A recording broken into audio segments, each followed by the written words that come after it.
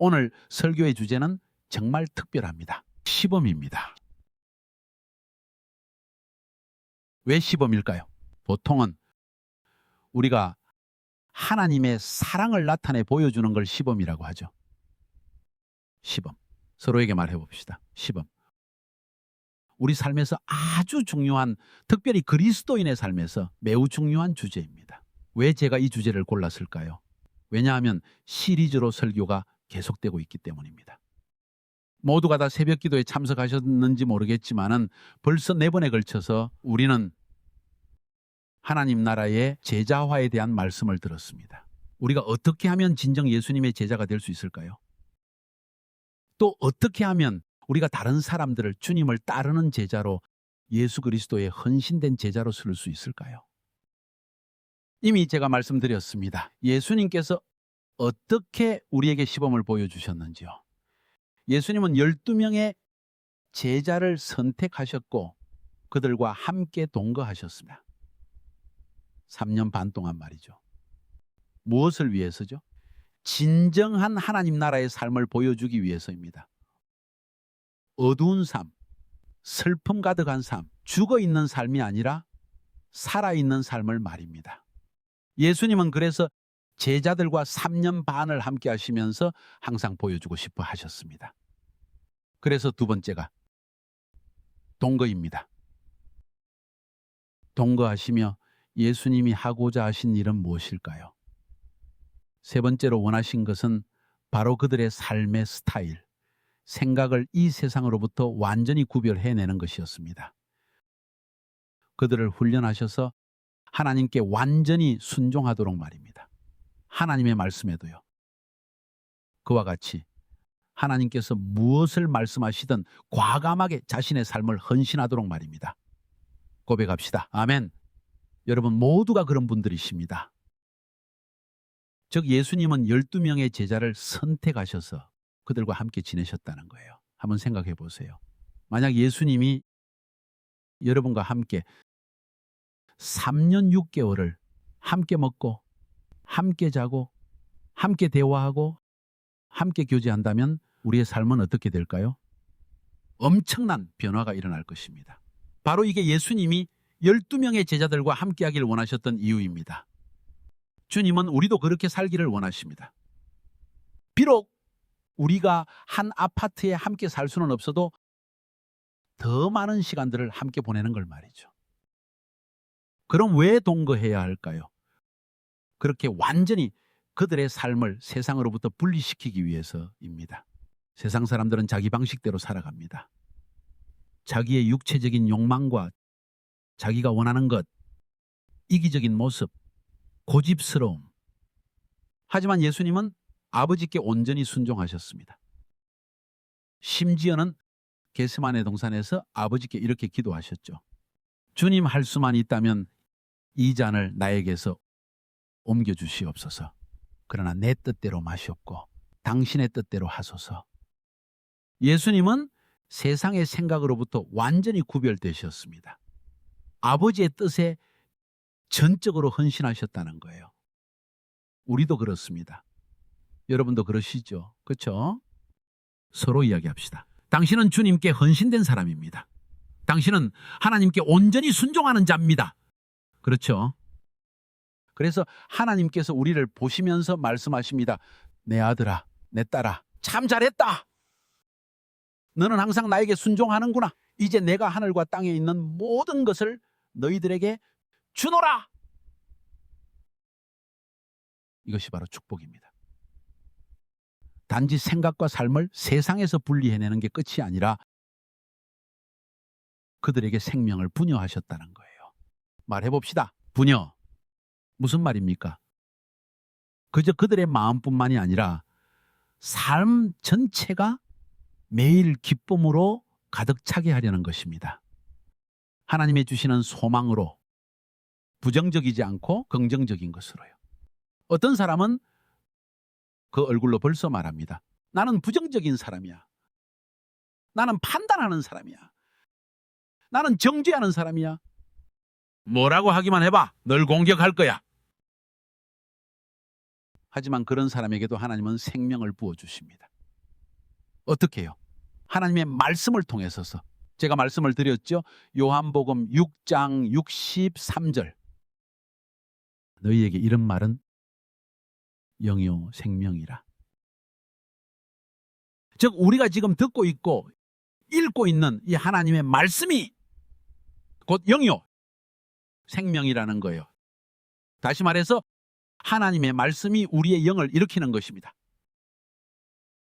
낙심, 절망, 두려움 이런 것들이 우리 영에서 완전히 떠나간다는 거예요. 그렇게 우리의 영이 강해지면 우리의 혼도 건강해지고 우리의 육신도 건강해집니다. 치유도 저절로 된다는 거예요. 동의하십니까? 하나님의 말씀은 정말 중요합니다. 예수님도 생명을 부여하기 위해 그들과 동거하신 것입니다. 그들과 함께 하신 이유입니다. 그리고 예수님 이후에 성령님도 우리와 함께 하십니다. 하나님의 말씀과 그 성령의 역사로 우리에게 생명을 부어주신다는 거예요. 우리 교회는 어떤 사람이 교회에 새로 오더라도 그저 예배에 참석하고 구경하는 그런 관중으로 남게 하지 않습니다. 성령을 받게 하고 살아계신 하나님을 스스로가 경험하게 해주는 거예요. 할렐루야. 여러분이 하나님의 말씀을 들을 때 그 말씀이 여러분 안에서 여러분의 영을 살리고 있는 겁니다. 그래서 예수님은 12명의 제자를 택하셔서 그들과 함께 동거하시고 그들의 생각과 삶이 세상으로부터 거룩하게 구별되게 하셨습니다. 또한 하나님의 말씀을 통해 생명을 부여하셨습니다. 자, 봅시다. 오늘의 주제는 시범입니다. 말해봅시다. 시범. 어떻게 생명을 분여할 수 있을까요? 어떻게 이 세상 가운데에서 그들의 생각을 거룩하게 구별시키고 그들의 행동을 거룩하게 구별시킬 수 있을까요? 어떻게요? 삶의 시범을 통해서입니다. 보여주는 겁니다. 아십니까? 사람에게 진정 깊은 깨달음은 언제 찾아올까요? 단순한 지식적 가르침이나 듣는 것에서 오는 게 아닙니다. 보는 것을 통해서 오는 거예요. 그들이 직접 볼 때 깊이 와닿는 것이죠.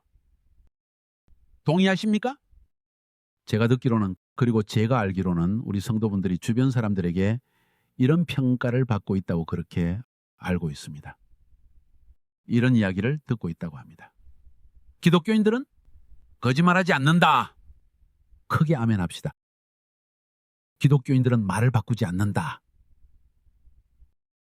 이것이 바로 이 사회를 향해 시범을 보이는 겁니다. 보여준 것이죠. 그렇죠?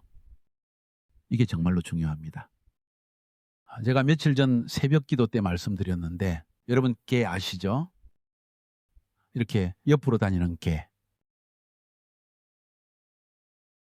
참 맛있습니다. 특히 우리 사모님이 정말 좋아합니다. 저는 말고기를 더 좋아하고요. 부모개가 새끼 개에게 가르치는데 얘들아 아빠를 봐봐. 너네 항상 앞으로 걸어야 한다. 오른쪽으로 왼쪽으로 이렇게 걸어가면 안 돼. 알겠지? 네, 알겠어요. 보여줄까? 네, 보여주세요. 그리고는 아빠 개가 이렇게 앞으로 걷는 거야. 알겠지? 새끼들이 보면서 네, 아빠 저 앞으로 가고 있어요. 웃기죠? 근데 우리도 가끔은 이렇게 가르치고 잘못된 행동을 한다는 거예요. 저도 포함해서요. 우리도 정말 우리가 가르친 대로 그렇게 살고 싶은데 우리는 참 연약해서 자주 실패합니다. 하지만 시간이 흘러가면서 결국 우리도 앞으로 나아갈 것입니다. 우리의 인생에 기적은 일어날 것입니다. 동의하십니까? 이것이 예수님께서 원하신 것입니다. 예수님은 우리에게 이걸 기대하십니다. 특히 여러분이 어떤 한 사람을 예수 그리스도의 제자로 세우고 싶다면, 예수님을 따르는 제자로 만들고 싶다면 여러분이 직접 보여줘야 합니다. 그래서 시범이 정말 중요합니다. 서로 이야기해 봅시다. 시범은 정말 중요합니다.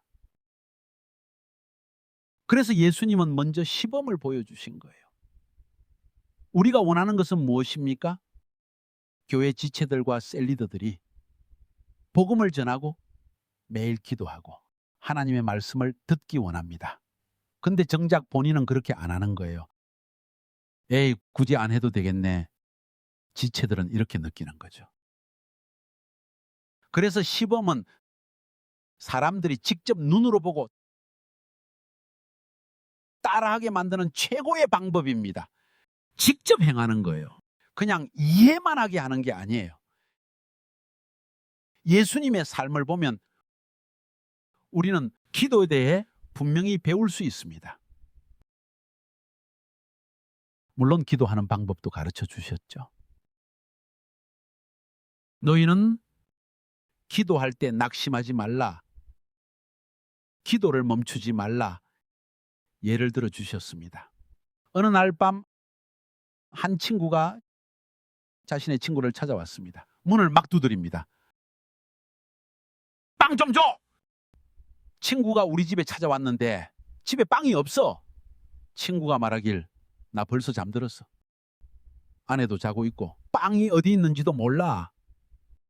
그런데 그 친구는 문 두드리기를 멈추지 않습니다. 두드리고 두드리면서 빵 좀 줘! 빵 안 주면 나 안 갈 거야. 설령 그가 이웃이기 때문이 아니더라도, 그와의 우정 때문이 아니더라도 하도 괴롭게 하니까 딱딱한 빵이라도 주지 않겠냐는 거예요. 심지어는 치즈도 내줄 겁니다. 다시는 두드리지 말라고. 하나님이 말씀하십니다. 봐라! 너희가 만약에 이렇게 기도하면 하나님이 안 주실까?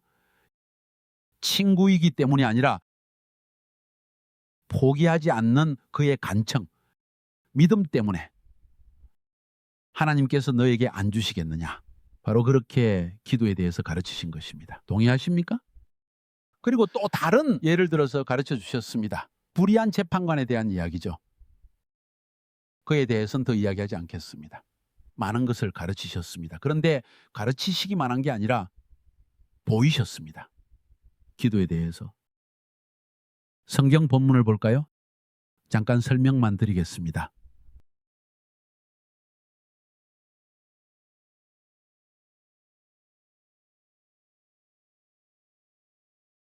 누가복음 22장 겟세마네 동산에서의 장면입니다. 다 읽지는 않고요.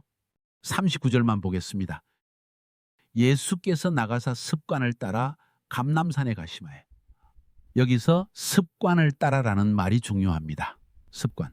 아주 좋은 습관입니다. 이 말은 주변 사람들이 다 알았다는 거예요. 만약 예수님이 안 보이면 제자들이 겟세마네에 계실 거예요. 기도를 좋아하시거든요. 했다는 거예요. 예수님은 항상 기도하셨습니다. 또 말씀하십니다. 그곳에 이르러 그들에게 이르시되 유혹에 빠지지 않게 기도하라. 예수님은 제자들에게 기도를 가르치셨습니다. 기도해라. 기도하지 않으면 사단이 너를 유혹할 것이고 넌 넘어지게 될 것이다. 제자들은 그 말씀을 깊이 이해하지 못했습니다. 3년 6개월의 세월을 예수님과 함께 했는데도 불구하고 예수님이 돌아가시고 나서 사탄이 제자들을 시험하니까 그들은 다 흩어져 버렸다는 거예요. 예수님께서 십자가에 달리셨을 때 그제서야 제자들은 기도가 얼마나 중요한지 깨달았습니다. 예수님은 매일 기도하시며 그들에게 보여주신 겁니다. 하나님의 아들이신 예수님에게 부족한 게 뭐가 있으셨겠어요? 근데 왜 기도하셨을까? 시범을 보여주기 위해서라는 거예요. 기도의 삶이 얼마나 중요한지 말이죠. 그렇죠?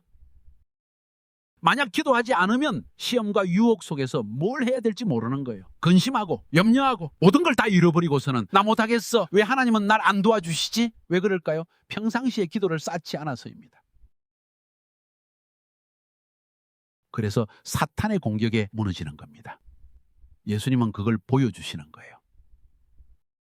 시범입니다. 기도의 삶을 말이죠. 여러분 중에 셀원들에게 기도의 삶을 보여주는 사람이 얼마나 될까요? 셀리더 분들은 시범을 보이고 있습니까? 삶이 바쁘다고 해서 네트워크 리더나 셀 리더가 아침 예배에 안 나오면 셀원들도 다 이렇게 생각할 겁니다. 굳이 갈 필요 없네. 집에서 하지 뭐. 물론 때로는 이유가 있겠죠. 예를 들면 아이들 등교도 시켜야 하고 다 이해합니다. 아이들이랑 같이 이렇게 집에서 손잡고 함께 기도하는 것도 좋죠. 다 괜찮아요. 그런데 아침에 올 수 있는데도 안 오는 사람도 있다는 거예요. 우리 가운데 그런 분이 있나요? 아마도 없을 겁니다.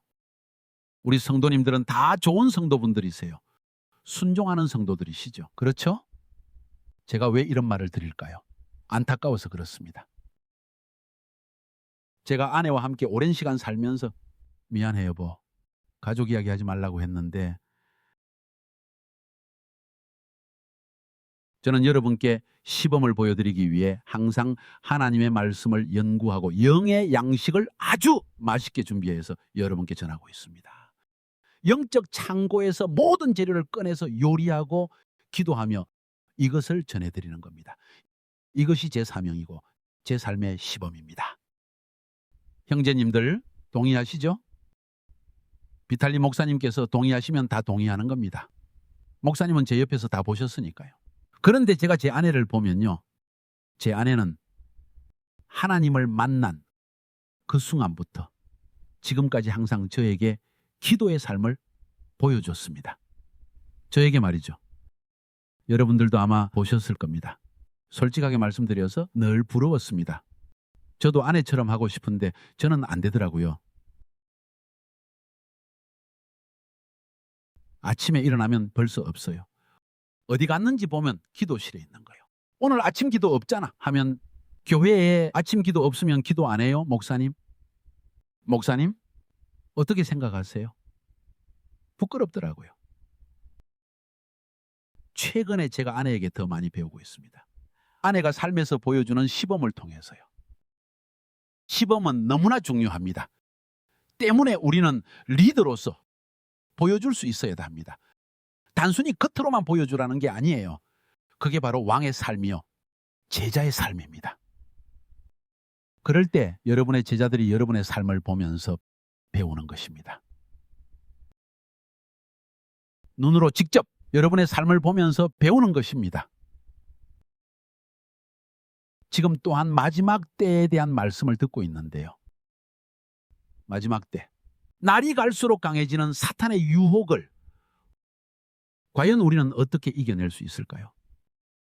하루가 멀다 하고 엄청난 지진들이 일어나고 전쟁은 계속되고 강한 유혹들이 밀려오고 지금 모든 나라들이 고통하고 있습니다. 위기 위에 위기입니다. 처음엔 팬데믹, 그 다음엔 전쟁, 그리고 지금은 경제적 위기까지 겹치고 있습니다. 근데 이걸 위해 누가 기도하나요? 놔두면 괜찮아질 거야, 좋아질 거야. 이게 믿음입니까? 아니라는 거예요. 우리는 그리스도인입니다. 이런 상황에서 우리는 기도해야 합니다. 동의하십니까? 우리가 세상 전부를 바꿀 수는 없죠. 그러나 우리는 기도할 수 있습니다. 하나님 우리 아버지께 기도할 수 있다는 거예요. 우리의 인생을 주관하시고 온 우주를 통치하시는 그분께 말입니다. 시범은 너무나 중요합니다. 예수님께서는 밤새 기도하시며 12명의 제자를 택하셨습니다. 제자들이 밥 먹고 쉬다가 뒤를 돌아보면 예수님 안 계십니다. 예수님은 돌 던지면 닿을 만한 그리 멀지 않은 거리에 떨어져서 혼자 기도하고 계시는 거예요. 처음에 제자들은 그걸 알지도 깨닫지도 못하고 있었습니다. 왜냐하면 제자들은 그런 걸 배우는데 관심이 없었기 때문입니다. 그러나 예수님이 떠나신 후에야 그들이 깨달은 거예요. 우리 인생에서 가장 중요한 것은 하나님께 기도하는 것, 간구하는 것이구나. 오늘 자매님이 간증하셨죠? 어떤 질병에 걸려서 너무 많이 아팠다고요. 거의 죽을 지경에 이르렀습니다. 그때야 기도해야 하는 걸 깨달았다는 거예요. 때로 하나님은 우리의 삶에 그런 일들을 허락하십니다. 우리가 진지하게 기도하게 하시는 거죠. 그리고 마침내 하나님께 응답을 받도록 말이죠.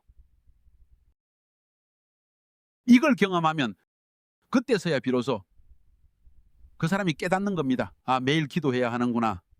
아플 때만 기도할 게 아니라 매일 기도를 쌓아가야 하는구나.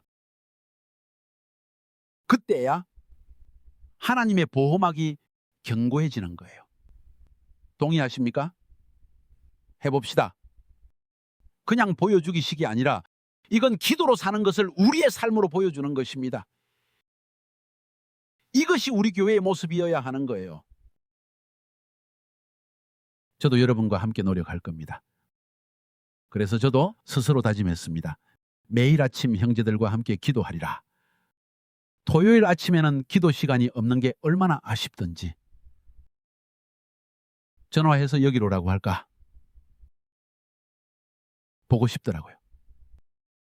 형제들의 간증이 있었습니다. 매일 우리 형제들과 함께 모여서 기도하기를, 주님, 오늘 우리에게 기적을 보여주시옵소서. 제게 나타내 보여주시옵소서. 그랬더니 놀랍게도 매일 기적이 일어나고 있습니다. 기적을 경험하기 원하는 형제분들 오세요. 기적이 필요 없으면 안 와도 되고요. 여러분의 결정입니다. 예수님은 단지 기도의 삶만을 보여주셨던 게 아닙니다. 기도하는 삶만 시범을 보이신 게 아니란 거죠. 또한 항상 하나님의 말씀 안에 거하셨습니다. 말해봅시다. 말씀 안에 거하셨습니다. 기억하십니까? 예수님께서 40일 동안 금식하실 때 시험하는 자, 마귀가, 사단이 예수님께 찾아왔고 3번 유혹했습니다. 예수님은 어떻게 그 유혹을 이기셨을까? 하나님의 말씀입니다. 마태복음 4장 3절입니다. 3절 4절 읽겠습니다. 시험하는 자가 예수께 나와서 이르되 네가 만일 하나님의 아들이여든 명하여 이 돌들로 떡덩이가 되게 하라. 예수께서 대답하여 이르시되 기록되었으되. 자, 말해봅시다. 기록되었으되. 예수님은 어떤 상황에 어떤 말씀을 사용해야 하는지 정확하게 아셨다는 거예요. 사탄이 시험할 때, 어려움이 찾아올 때, 두려움이 우리를 엄습할 때, 부정적인 생각이 올라올 때 어떤 말씀을 사용할지를 알고 계셨다는 거죠. 예수께서 대답하여 이르시되 사람이 떡으로만 살 것이 아니요 하나님의 입으로부터 나오는 모든 말씀으로 살 것이라 하였느니라. 할렐루야. 3번이나 시험했습니다. 그러나 예수님은 항상 기록되었으되, 즉 하늘 아버지께서 말씀하셨다. 하나님이 말씀하신다. 나를 시험하지 마라. 나는 내 유혹에 넘어가지 않는다. 나에게는 하나님의 말씀이 있다. 그가 3번이나 마귀를 이기자 어떤 일이 벌어집니까? 성경은 이렇게 이야기합니다. 보세요. 11절입니다. 이제 마귀는 예수를 떠나고 사단이 떠났다는 거죠. 천사들이 나와서 수종드니라. 천사들이 나와서 예수님을 수종을 듭니다. 천사들이 예수님을 섬깁니다. 왜 그랬을까요? 말씀으로 사단을 이기셨기 때문입니다. 사랑하는 성도 여러분, 그 어떤 것보다 하나님의 말씀을 잘 알아야 합니다. 마음만으로는 충분치 않아요. 난 하나님 사랑해. 난 항상 순종할 거야. 하나님 말씀하시는 대로 다 할 거야. 그런데 말씀이 없으면 여러분은 마귀를 어떻게 이겨야 할지를 모른다는 거예요. 그래서 우리 교회는 모든 성도들이 하나님의 말씀을 알도록 항상 강조하고 있습니다. 이것 때문에 성경 강해를 하고 있는 거예요. 창세기부터 요한계시록까지 한 장도 빠짐없이 정확히 알 수 있도록 강해하는 이유입니다. 그래서 사단이 우리를 공격하면 우리는 하나님의 말씀으로 승리하는 겁니다. 사단은 우리를 떠나가고 천사들이 우리를 섬기는 거예요. 왜냐하면 우리가 하나님의 말씀 따라 행하기 때문입니다. 어떤 이유로 아침 기도회에 못 오게 되면 꼭 따로 하나님의 말씀을 주의 깊게 듣고 기록해 두시기 바랍니다. 그리고 다시 기억하세요. 그리고 가능하다면 매일 한 사람에게 가서 여러분들이 깨달은 하나님의 말씀을 전하시기 바랍니다. 왜냐하면 내가 너희에게 이런 말은 영이요 생명이라. 우리가 다른 사람에게 말씀을 전할 때 그 사람의 영이 깨어나고 하나님의 역사가 일어납니다. 생명이 전해지는 것입니다. 이것이야말로 하나님께서 명령하신 가장 귀한 일이라는 거예요. 너희는 가서 모든 민족을 제자 삼으라. 아버지와 아들과 성령의 이름으로 세례를 베풀고 그렇게 할 때 내가 너희와 세상 끝날까지 너희와 항상 함께하리라. 아멘. 우리가 하나님의 일을 할 때 모든 것 다 내려놓고 이것만 하라는 게 아니에요. 그게 아닙니다. 어디를 가든지 누구를 만나든지 직장에서 혹은 가정에서 이걸 하십시다. 이것이 여러분의 첫 번째 우선순위입니다. 저는 우리 성도들이 아주 잘하는 있다는 것을 압니다. 서로 말합시다. 정말 잘하고 있습니다. 잘하고 계세요. 아멘. 정말 중요합니다. 예수님은 이것만 보여주신 것이 아닙니다. 많은 것을 보여주셨습니다. 특별히 영혼을 구원하고 하나님의 나라의 복음을 온 세상에 전하기 원하셨습니다. 그렇죠? 예수님은 한 곳에 머무시지 않으셨어요. 카자흐스탄에만 계신 게 아니에요. 예수님은 여러 도시를 다니셨다는 거예요. 여기 참 편하네. 내가 말씀을 전하니 사람들이 잘 들어주고 나를 인정해주고 나한테 리더라고 해주네. 아니요. 예수님은 한 곳에 머물러 있지 않으셨습니다. 누가복음 4장 42절과 43절에 보면 이렇게 이야기합니다. 날이 밝음에 예수께서 나오사 한적한 곳에 가시니 무리가 찾다가 만나서 자기들에게서 떠나시지 못하게 만류하려 하매. 왜냐하면 예수님과 함께 있으면 좋거든요. 예수께서 이르시되 내가 다른 동네들에서도 하나님의 나라 복음을 전하여야 하리니 나는 이 일을 위해 보내심을 받았노라 하시고 나는 이 일을 위해 오셨다는 거예요. 예수님께서는 평생을 3년 6개월 공생의 기간 내내 한 마을에서 다른 마을로, 한 장소에서 다른 장소로 항상 다니셨습니다. 하나님 나라의 복음을 듣지 못한 사람이 아무도 없도록, 하나님 나라의 복음을 듣지 못한 마을이 없도록 계속해서 복음을 전하러 다니셨다는 겁니다. 하나님 나라의 씨앗을 뿌리셨다는 거예요. 말씀을 듣고 받아들이는 건 다른 문제입니다. 듣든 듣지 않든 전하셨습니다. 이것이 또한 우리의 사명인 줄 믿습니다. 우리가 진정 그리스도인이라면, 우리가 셀리더들이라면 우리가 실제로 이러한 삶을 살고 시범을 보여주면 반드시 우리 주변에는 예수님의 제자들이 일어나게 될 것입니다. 결국 하나님의 나라는 점점 확장되고 예수님께서는 오실 것입니다. 착하고 충성된 종아, 내가 너에게 2달란트를 맡겼으나 네가 2달란트를 더 남겼구나. 내가 네게 2도시를 유업으로 주마! 하시는 겁니다. 우린 이 말씀을 알고 있습니다. 그래서 우리가 주님께 순종하는 거죠.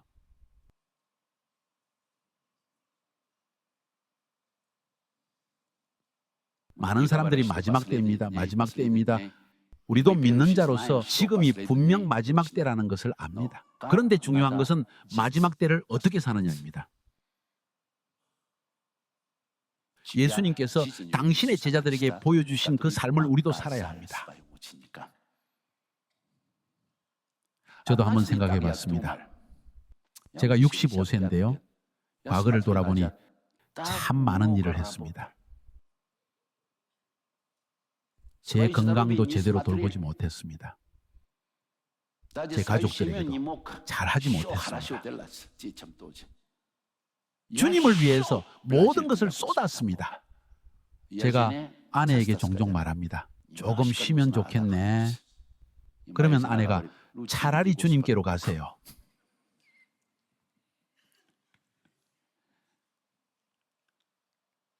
제가 다시 카자흐스탄으로 돌아왔을 때 제 안에서 강한 주님의 부르심을 느꼈습니다. 너희 교회를 일으켜라. 그리하여 모두가 그리스도의 제자가 되도록, 그리고 너희와 함께 성령께서 이끄시는 대로 갈 수 있도록 일으켜라. 준비되셨습니까? 함께 그렇게 나아갑시다. 제가 숨 쉬는 동안 여러분과 함께 주를 섬기기 원합니다. 하나님 앞에서의 상급을 잃고 싶지 않습니다. 주님께서 곧 오십니다. 주님이 곧 오십니다. 고백합시다. 곧 오십니다. 다시 한 번 더. 오십니다. 곧 오십니다. 어떻게 살아야 할까요? 지혜롭게 생각해 봅시다. 예수님께서 보여주신 하나님 나라의 삶을 살아갑시다. 아멘. 축복합니다.